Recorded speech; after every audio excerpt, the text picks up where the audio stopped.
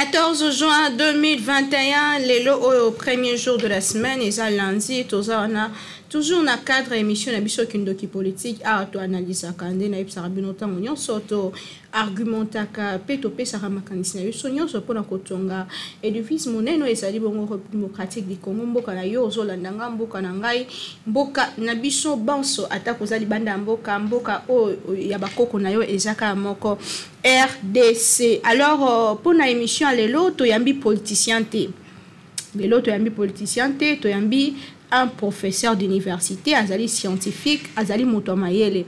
Na ye tokolobela mingi na oetali bongo économie à RDC.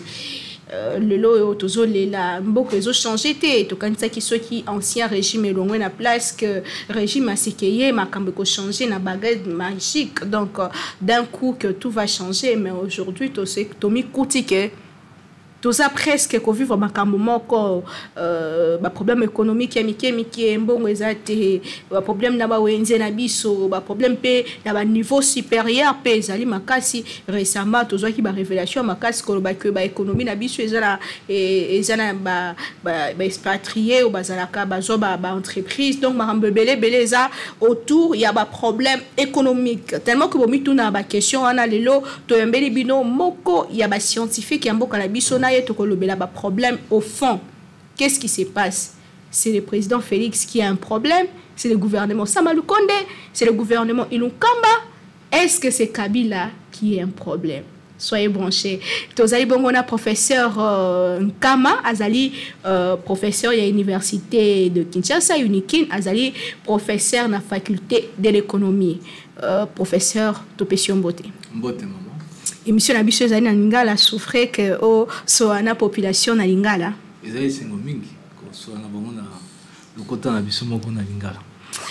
Alors professeur Tungila Nkama Mbote na yo Mbote maman so sepel ko yambo na plateau na biso ezali pe sengo pona ngai bonne santé tozali malamu nzambe azobatela biso.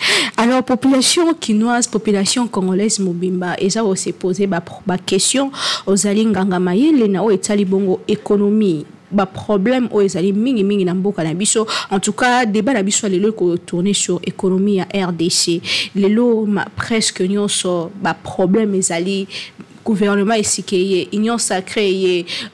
Est-ce qu'un problème politique ou un problème purement économique la population congolaise est continuer ko souffrir tina niveau o?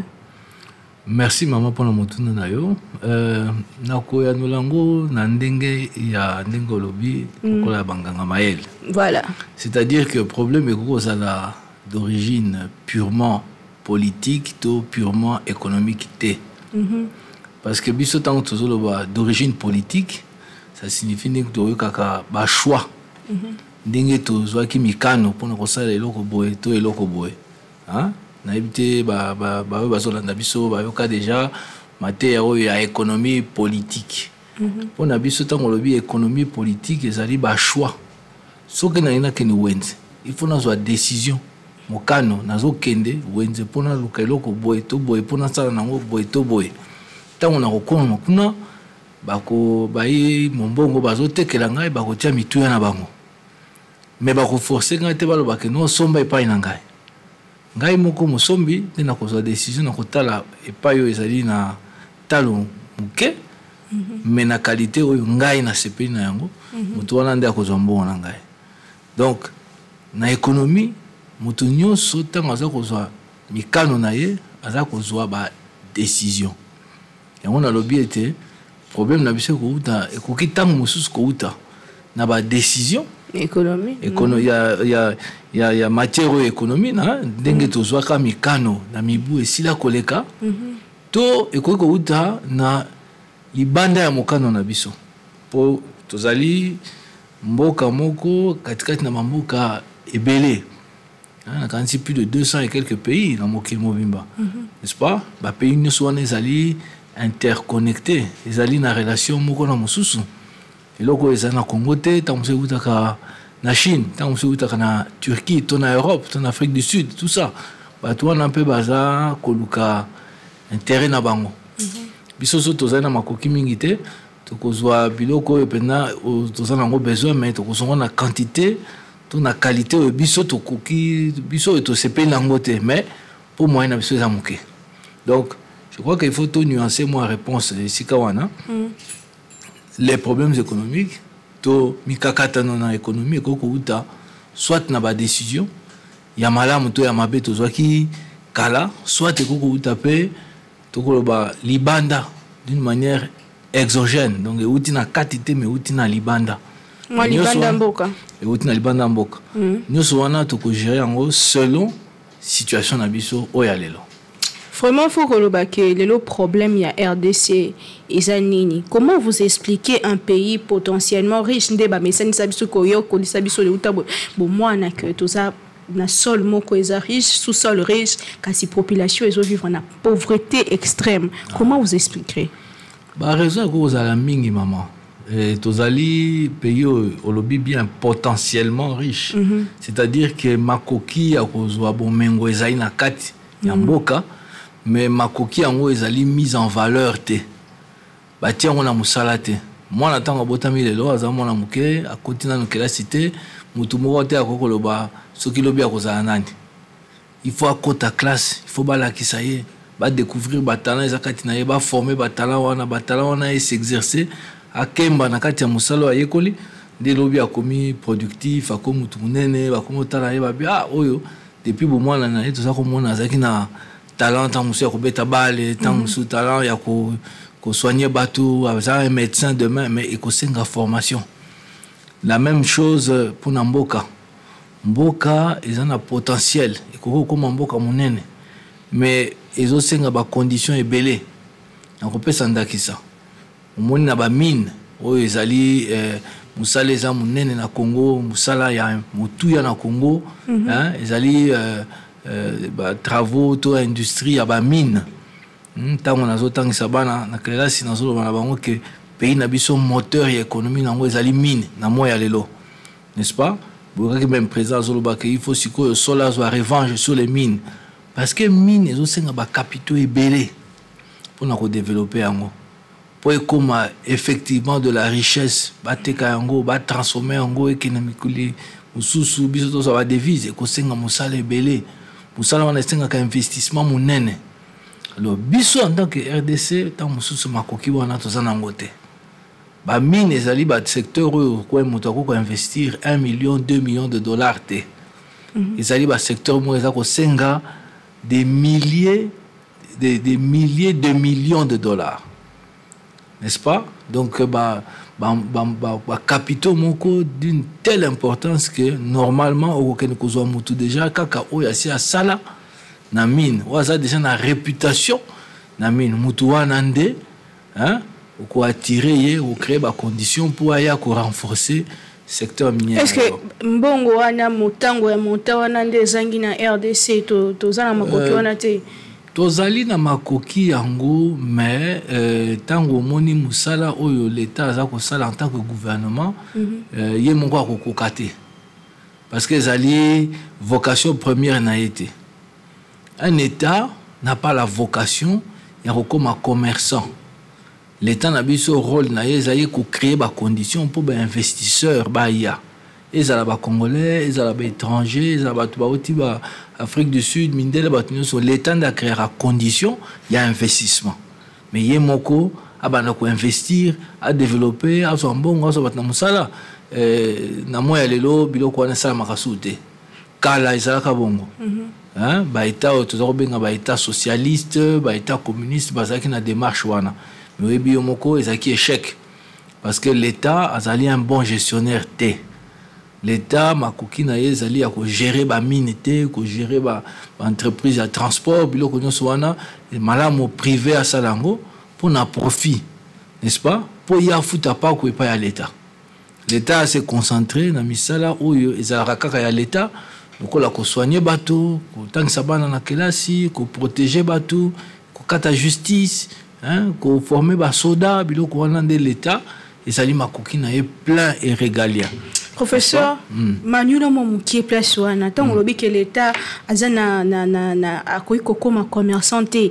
Récemment président ya ba entreprise du Congo Albert Yuma alobaki na moko ya ba interview na que ba entreprise nyonso ya Congo et comment maboko ba expatrié kasi ba na mboka ba mona kiongo mabe. Est-ce que c'est normal que ba entreprise de quoi ba Jekamel ba entreprise ya minene nyonso toyebi et comment économiquement parlant on a beaucoup exploité. Est-ce que ça avantage ou désavantage pour l'emboka na biso? Tout dépend. Na yebité na contexte ni président Yuma alobaki yango. Mais j'imagine que propos na ezalaki en fonction ya résultat ou to komi lelo. N'est-ce pas? Parce que yebi que Jekamine kala l'état congolais mutabandaka Jekamine te. Ancêtre Jekamine eza union minière du Katanga. Eza ba capitaux privés. Ya bato bamindele tout ça na beaucoup kona bango tango akala biyo na ngai na ndo botamite ba yaki na mboka oyo ba bandi ko timula ba bimisi ba minere ba teki ba sali mbongo ba développer économie ya mboka na biso ya Katanga ainsi de suite. Tant to eu indépendance président Mobutu amonaki yango mabe parce que amonaki que non ba étranger wana bazo gagner mingi koleka biso asalaki processus autobengaki plus tard zairianisation. Mais avant zairianisation proprement dite, ils ont d'abord nationalisation, il y a union minière, il y a comme Gécomine. Gécamine, on a noté Gécomine, Générale Congolaise des Mines, en 66, n'est-ce pas? Tant on a sali yango, n'est-ce pas? À se rendre compte que les clients, il y a union minière, bâtir confiance était. Les clients, il y a des entreprises qui sont affiliées à l'union minière, qui ont sous confiance. Tant que tu as 67, ça qui bien, 68, ça va, mais tu as 73, 74, situation est comme Libiso, difficile. Mon bout a créé quand même à l'époque, j'ai quand même commercial pour une solution. Mais il fallait désengager, n'est-ce pas, l'État dans la relation en difficulté pour reprendre l'activité entreprise. Mais il faut apurer passif, n'est-ce pas? Et il y a qui début, il y a un problème, il y a Gécamine. Et la Gécamine a quand même continué, bon gré mal gré. Mais tant que comme on a l'année 2000, tant que le président Kabila Zaki Wana, on a eu un nouveau code minier. Code minier Wana, et Zaki pour nous attirer Batou Moussous Yassika, pour épauler Bisso. Gécamine a un problème depuis 89. Plus de 10-15 ans de difficultés avec le produit sous malamouté, gisement na belé comment qui déjà en difficulté, donc minerai comme Moussika, il faut qu'on compte bon Yassika, qu'on développe banini Yassika, et ça qui est difficile. Il y a un besoin de décision, ça là, loi Moussous Yassika, qu'on permettre à investisseurs Bahia. C'est vrai que l'intention n'est pas de brader, qu'on paye ça au mangondo, au félé na bapaya, on l'a démabé. Mais, je le dis et je l'assume, la bonne démarche, c'est de créer conditions moko oyo muto ata étranger à opérer d'une manière saine, transparente, oyo yaza ko gagner pour aller na mbongo, bisope toujours gagner pour bisonde bakolo mabele.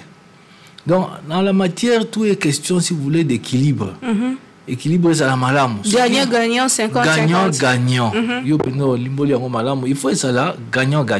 Attends que ça la 50-50 mais ça là que investisseurs privés à ça au gagner au prorata ou à la taille effort naie, l'État peut à ça se retrouver pour yende mukolo mboka mukolo mabele et puis à ça qu'on prévoir au écotique à la paix pour la bana au bakoya simana biso pour bamine silaka.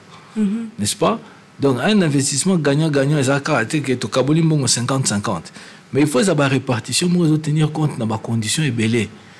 Tu as les combien, tu as nini, ou tu peux investir, à récupérer. Je donne un exemple. Si tu as $100 dans la mine à Congo, ils sont étrangers. Mais ils ont rapporté 5 000. Investir $100, ils ont rapporté 5 000. Ça, ce n'est pas juste. N'est-ce pas? Parce que vous avez plus que vous avez investi ça qui. Mais si vous investir $100, ils ont rapporté quelque chose, vous avez taper emprunt, vous avez taper royalties, on peut dire que ça c'est un investissement gagnant-gagnant. Pour mon Colomboka, vous avez gagné quelque chose, vous avez gagné quelque chose. Pourquoi nous avons un système qui est activité et à la privée? Activité à la privée, ils ont permettre qu'on s'attaque à la question liée à la corruption et à la transparence. Parce que ceux qui ont opéré à ça privé, ils sont obligés à foutre quelque chose. Mais eux, ils ont foutre, il faut qu'ils aient connu. Pour qu'ils aient bien mon quoi, et ce genre le quoi un peu na l'État. Tout ça, une entreprise qui fait son travail correctement, à quoi sanitaire, non, la foutre un peu, n'a autant.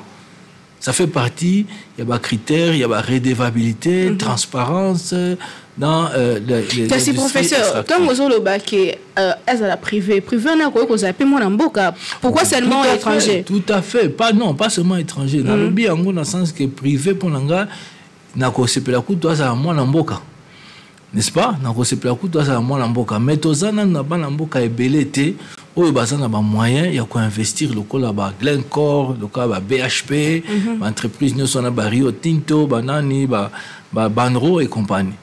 Na ebina noté peut-être ngana na koko bunga muke le monsieur aux informations on a ba congolais au lelo ba koko lever 100 millions to 200 millions mutu moko bien groupe ya bateau enfin naza pena au courant na existence na bangote donc ba millionnaire congolais toujours lukana no bango to komi na bango na no suffisamment nombreux te OK so ba sai musala ba lever 200 millions 300 millions wana de ba investissement moko ezali déjà conséquent ozomona ke ba travaux ebele tango baza ko sa ba annonce nango ba proposition nango souvent on propose ba neti ba joint venture c'est-à-dire ezali oyo ba sangani pona ko sala ensemble même indelo wana tozoloba souvent zambongo na bango te ils ont bon ya ba financier au niveau international bateau musana na bango za kambongo n'est-ce pas baza nango ebele bazo luka place à côté yango mais avant tiens bon on a il faut vous rassurer qu'il y a retirer quelque chose il faut vous rassurer que bon on a les en risque té guerre ezalité mon boulot ezalité justice est en ordre bureau nous on les a bien rangés les alliés bien suivis hein ceux qui conflient les alliés nani akokata tout ça ça doit être mis déjà par écrit. Et puis, tout bas on a confiance. Et on te ben un climat des affaires. N'est-ce pas? Parce que bon, il y a place à Makele, était Makele loin à Mandoki, Makele à Batou, Yako Bunda, Batou, Yako, Wela dans l'élection, tout ça bon à Yakawanate. Bon, il y a comme c'est ça, Kimia de Bourmon à économie en Boka, et bandi ko zoa allure muke.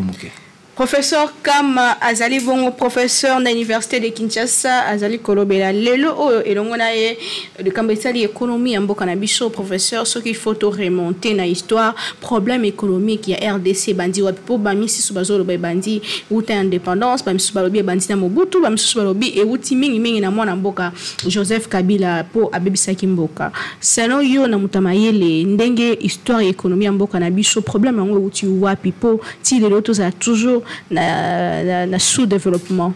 Bon, économie en Bokanabiso est dans une situation difficile depuis très longtemps. Pour Nanga, effectivement, on a remonté même avant l'indépendance parce que Colon a dit que l'économie pour naïe, l'intérêt naïe a gagné, n'est-ce pas? Donc, nous avions ici une économie basée sur les rentes. Soit les rentes minières ou les rentes agricoles, c'est-à-dire tout ce qu'on a mis, café, cacao, EVA, biloko wana, n'est-ce pas? Mais économie organisée pour notre peuple, pour notre population, n'est-ce pas? Et ça qui est très développé. Belé mingi, ils travaillaient pour les grandes entreprises. La cantine, n'est-ce pas?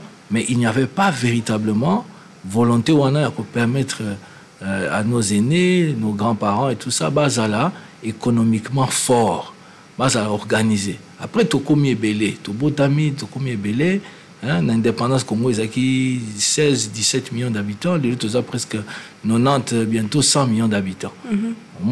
Donc, un pays très jeune, pas assez de force de travail, pays ezana on a bilingue belé, bateau bazana en formation, ainsi de suite, bateau pesé, n'est-ce pas, sur les quelques personnes au bazana misala. Ensuite, économie et souffrir nanine, ce manque de diversification, c'est biloko eza différent eza mingité, et qu'on s'ajouter na le fait que ba marché au biso doit s'adresser nango ils a payé 3. Biloko na mso mingi kenaka na Chine. Moi mon na Europe mais mingi na Chine. Ce qui kuna matata ezali ou difficulté ezali La première victime, il y a un problème, c'est Arabiso. N'est-ce pas? C'est-à-dire que il y a des difficultés, il y a des bandes nabiso, mais il y a des retombées sur l'économie nabiso. Au moins, tout ça, il y a Covid, les Chinois, ils ont 4 misala. Tant que kati misala, bakati pe ba commande na RDC. Tant que kati ba commande na RDC, misala Congo ça nini et télémé. Bato bazo futa maté. Bato wana ba komi ko s'endetter ainsi de suite, pas ce côté na ba foyer na bango. Et puis et c'est répercuté dans mboka mboka. Donc nous devons faire un effort pour l'économie na biso comme plus variée. Dernier je crois une fois mon konzamboka lobaki, il faut tout ça là tout pour ba millionnaire congolais pe bazala. N'est-ce pas? Bateau bazo sala loso pundu nani biloko msusu masango biloko mena Congo. Mais qu'est-ce qui manque? Parce qu'aujourd'hui, l'économie la mission est beaucoup plus extravertie. On exporte tout. Même les autres étrangers. Mais qu'est-ce qui manque pour que tu aies la dimension? Il manque deux choses. Il manque d'abord une volonté de le faire. Il faut d'abord tout ça mukano que tout ça lango. Ensuite, il faut tout avoir makoki des moyens, c'est-à-dire pendant plusieurs années, il faut investir. Je dis bien pendant plusieurs années dans ces directions-là, avant tout le monde a résultat. C'est-à-dire que du jour au lendemain, en 2 ans, 3 ans, tu auras un résultat mon côté ou un mandat ou bien même 2 mandats. Il faut travailler dans l'orientation pendant plusieurs années. Le miracle est toujours possible, mais il faut tous engager bisogno sur la direction. On n'a pas besoin de ça. Yo nangai, tant que tous na Kinshasa oyo pour tous satisfaire ba besoin na biso. Banda ko tanga ba besoin oyo zo satisfaire na ba bien étranger. Ba biloko ils a importé. Montre na yo, robe na yo, 90% carrément. Make-up biloko nyonso ezali importé. Mais le temps où il y a une décision, bon, il y a des gens qui ont importé na tiki. Il y a des gens qui Turquie, na kozwali susu. Franchement, c'est pas possible. Décision wana, il y a ça l'inventaire des gens dans la cuisine na yo, na la foyer na yo, na la famille na yo, dans les quartiers, dans la commune, dans la ville. On a inflexion, moi changement moké bandi kokota. Les gens na pays mususu baliaka biloko po ekota na libumu na ye il faut ezala ayeba origine nango euti wapi vraiment soki ayoki kaka euti pa bapaya akosomba so te. Il y a des parties au Congo oyo soki oza étranger oye koteka eloko bakosomba pa na yo te. Il faut bazala base rassurer yo moto ozotekela bango biloko wana euti wapi avant basombe pa na yo. Ce sont des petites choses, des petites attitudes, mais ekoko changer énormément de choses dans mboka. Dans le pays local États-Unis, commerce extérieur na bango, ils ont presque, je crois, ils ont moins de 50%, il y a activité économique. Donc presque tout ce qui est consommé en Amérique vient de l'Amérique. Ce qui est en Amérique, il faut un moyen de se cacher derrière entreprise moko américaine. Pour consommateur américain, à mon label wana et ko ça y est. Bon, là monsieur marque do c'est cotambon européen. Mais américain on peut amener que label wana est allé made in USA. Il faut état d'esprit on a plutôt côté sango. Tant que tu bandi ko exiger label est à la made in DRC, made in RDC biloko nyonso wana au moni début il y a changement et bandi ko kota. Na ko pesa moi conseil na ndeko nanga bazola nangai tango za congolais oyebi ke base ya kolia na biso ezali loso na fufu to makemba mais le pona nini to komi tout d'un coup ko préférer kolia shawarma to ko préférer kolia je ne sais pas moi cuisine française aucun restaurant il faut pas ça le biloko hamburger pizza tout ça tozo mon impact nangote n'est-ce pas mais ils ont un impact. Parce que un train, biloko zo kota na préparation biloko nyonso wana ezali importé. Mais ce que moko na moko azuma des petites décisions comme ça, au moins au début à changement. Donc je crois que effort wana il faut tout mener d'une manière réfléchie, pouvoir public, l'état na biso, il faut que ta masolo yango, na ko inciter biso, pas ko obliger. Mais qu'on pousse biso malem tout banda ko préférer congolais plutôt que étranger. Et ya malem ba pays mususu soko ke lo ko frapper yo eza niveau yo façon ba lingeli moko na bango eza presque net on dirait net mo malade moko bo On peut exemple la France. Les Français, ils ont un mot extraordinaire, n'est-ce pas? Mais Français, à Lingi Kaka, à mon made in France, avant aller à l'Oko, avant ça, avant son mamoutouk. Biso tous en Congo, tu as dit que voiture sur le Japon et l'équipe voiture à France, mais quand en France, le cas voiture à Japon, ils ont pas. Moutou en voiture à Japon, en France, c'est qu'à foutre pas coller les Français, moussous. Oh là là. Parce qu'ils ont une façon, il y a qu'à défendre l'économie nabango, qu'à protéger le bien nabango, qu'à se protéger les uns les autres. Et puis, il y a qu'à insister, mingi.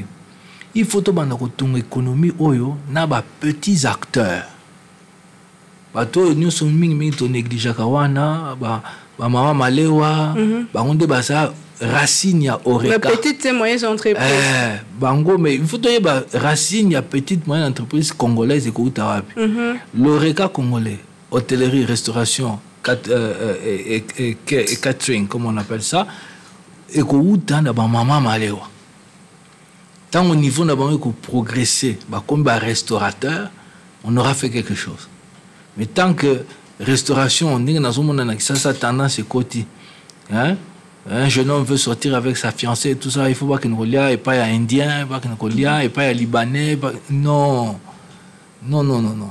Baza investisseur, mais baza pour profiter de la faiblesse dans nos propres attitudes culturelles. Mais parce qu'un Indien ça lui place n'est propre quand même au même fiancé était en place justement ça a été justement c'est-à-dire que Congolais pas comme on a même niveau il faut qu'il pour nangai à sali pas indien après tant on sali 2-3 ans pas indien tant on bima on a banque mo ils ont prêté ba jeune mbongo pour bango ba ça la place au kola indien comme bazana mbongo mingi il faut ba ça la 4 5 6. OK. Là c'est indien ça bango ba 4 5 6 ba en groupe.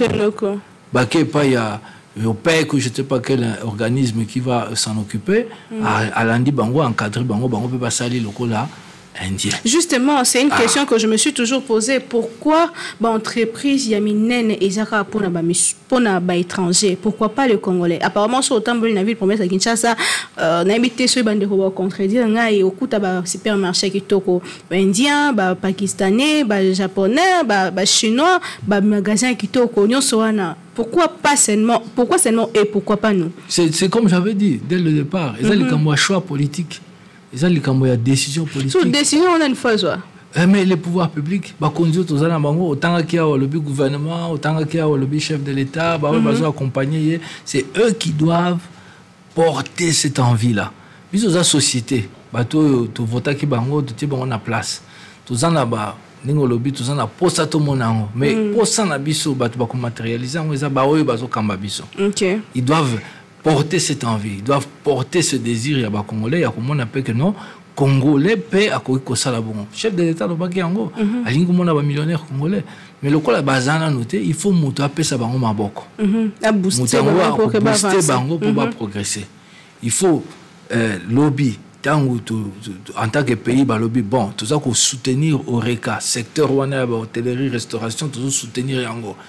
Si ba caractéristique il faut ça la jeune parce que jeune a besoin temps à foutati à comment mibulu ko la biso asisi nyongo et le comme yaye atikeli pe moi anaye vous comprenez mais le ko baza mingi il faut baza ensemble on les met 4 5 6 ba sali groupe na bango ba porter bango ba suivre bango là on ba bandi ko envergure 3 4 ans ba comme un peu fort allez ba lâcher bango ni activité na bango et se développer vous comprenez. Mais Moutouye Moko, partir de rien pour devenir millionnaire, ils ont moi quelques exemples, mais la majorité. Et les quelques exemples-là, ça ne change pas un pays. Ce qui change un pays, ils allaient, tant qu'on dit comment est commis, et c'est généralisé. N'est-ce pas? L'esprit d'entreprise, l'esprit d'innovation, il faut se généraliser. Tout ça que ça va, mais mingi, tout ça que ça va, comment devenir indépendant? Comment créer son entreprise? Comment faire en sorte que l'idée idée na yo lobby est commis projet na yo à vie, n'est-ce pas? Ça commence à faire dire, mais ce n'est pas encore suffisant. Il faut un coup de pouce des pouvoirs publics. Surtout que le lobby professeur, vous avez besoin trop que la kisabana comment que senga emploi j'ai l'honneur alors que mon un projet na ye peut se développer. Émission la biche comme presque na souka yamboto peut ça ba solution. professeur comme Tourolobé a dit comme Itali, détournement et dernier public. Ces derniers temps, ils sont vraiment vagues. Récemment, qui même existence, il y a ba carte visa, ba te belé, comme on a cité, sans que n'attendons parce que nous j'ai fait les missiles statiques, kasi ba combo ba tu as cité, na carte ba détournement, ba bon bon trésor public et bandé kobi maboé pour nous servir na ba poche batu. Est-ce que les amants quoi élément oyo, ils ont quitté ça économie en Bukanabiso? Certainement, madame, corruption. De manière générale, corruption, kanyaka, ils ont à la base, il y a mauvaise tenue, il y a économie nabiso. Économie nabiso, ils ont la faille belé parce que corruption est l'équipe. Bon, il fallait que na misala, ils allaient décider dans le Parlement, dans le programme du gouvernement, ainsi de suite. Souvent, de bonne foi, biso tozolanda tango bazo sala biso la présentation nous croyons et puis en cours de route on découvre que non un individu ou un groupe d'individus va détourner et puis de millions et puis ils a jamais bon ils a toujours des millions non et là qu'on a ça qu'on permettre économie na biso et progresser pour économie na biso et progresser il faut ils a assainir des détournements il faut tout éviter vraiment et puis combattre avec la dernière énergie tout ce qui a trait à mauvaise utilisation il y a des ressources publiques parce que les ressources publiques bon et l'État ils ont donc usage il faut la polélé usage il faut la transparent usage il faut la rendre reddition des comptes c'est-à-dire moto a chargé na ko nyangela yango il faut à rendre compte parce que les gens ont battu nous. Il y a un moment par exemple sur les projets zali batia ka panneau balobi que non projet za boyé ba kotia pont avoir écouter qui autant maître d'œuvre à songolo maître de l'ouvrage à pakala ainsi de suite et aussi la telle date mais information on a les obligations et la loi parce que les gens ont battu nous mutunyo se faut tant atali wa est-ce que ça solo tant ça a inspiré que nanda ko beti moi calcul oui na moni que 1 mètre a coûté autant dans les standards internationaux ça va donc n'a pas si non donc ça doit devenir automatique rendre compte de tous les deniers publics doit devenir automatique pétant yo mutu ba pesio responsabilité ba pesio entreprise ou bien service au gérer il faut yo moko tango mandat na yo ou bien contrat na yo esili il faut en réflexion moko ya ko rendre compte kolobateo d'ailleurs na sali mingi pona bino botuna quoi non il faut yo moko et comme culture na biso comme coutume na biso que dès que naza dépositaire ya puissance publique tango mandat nango esili il faut na rendre compte omoni mais na ba année précédente ba régime elekaki et là on est qui sous possibilité ça on doit se dire les vérités rendre compte tousaki na mboka oyo ba mususu ba moni que za ya bango biso to yako tika bango non dans ces conditions là développement économique est la possibilité et puis mutu aza libanda ya mboka n'est-ce pas tant azo tala biso asa na mbongo na ye aza réticent azo banga même ko yako déposer un peu d'argent dans ma banque Nabiso, bien commencer une activité au Congo. Oui, puis madame, que Fonds monétaire, a préparé un programme à la RDC. Mais pourquoi tout ça a besoin d'un programme? Parce que le programme, on a des passeports. Ils ont des cartes à Mangwele, à pays. N'est-ce pas? Batunyo, sont bastante intéressés dans la RDC, FMI en secret, sans que biso tout ça. Baba no kene kutuna kuna ba utu kuna bosina ki olobini non na moni bango ça va un peu d'ici là ça va un peu au moins aller bat baye OK on se montre c'est pas tellement que bat baso ko lobakero non ba eko étouffer biso na mungongo non nous ne sommes plus rien du tout tous allez sous considérer il faut tout locateur retrouver moi crédibilité wana quelqu'un qui puisse dire de temps en temps pas à tous les moments mais de temps en temps que non ce que les Congolais ont dit là c'est vrai aux hommes pas nous faire confiance biso tant que nous publier les résultats il y a des entreprises dans mboka oyo tant que nous publier les résultats il y a exécution il y a budget national bah oui c'est effectivement comme ça que ça s'est passé. Mituneze belé, mais RP Samuel Bicheza vraiment qui est en tout cas tozo qui est déjà na kochité les oyo ba remède ezanini pour que l'économie na biso essaie relever parce que le peuple congolais ou même na misère tant laï remède ezali il faut que tozo ba prêt na étranger et ko quitte biso sous makasté remède penza pour que mboka na biso s'est relevé parce que gouvernement après gouvernement makamezo changé était apparemment problème ça coûté mususu sinon yo remède eza wapi non makambo ezo changé mais économie est un peu compliqué parce que ebongaka malembe eza lwa ndenge suki ezo bota OK soko ata vandi au concentré talango mona te ata suki na mo bien bon na bandola na teli bo bona bano yoka ndenge mais ça au mona ngote mais suki ezo bota OK c'est ça l'économie. C'est-à-dire, surtout des décisions à malam, des très bonnes décisions concernant l'amélioration de notre situation et qu'on porte des fruits. C'est mécanique, n'est-ce pas? Mais ceux qui ont eu des décisions, on a été tous retardés en haut, tous zéla, et le remous au salamate. Rapidement, madame, ce qu'il convient de faire, je pense, sur 2-3 questions. L'emploi des jeunes. OK.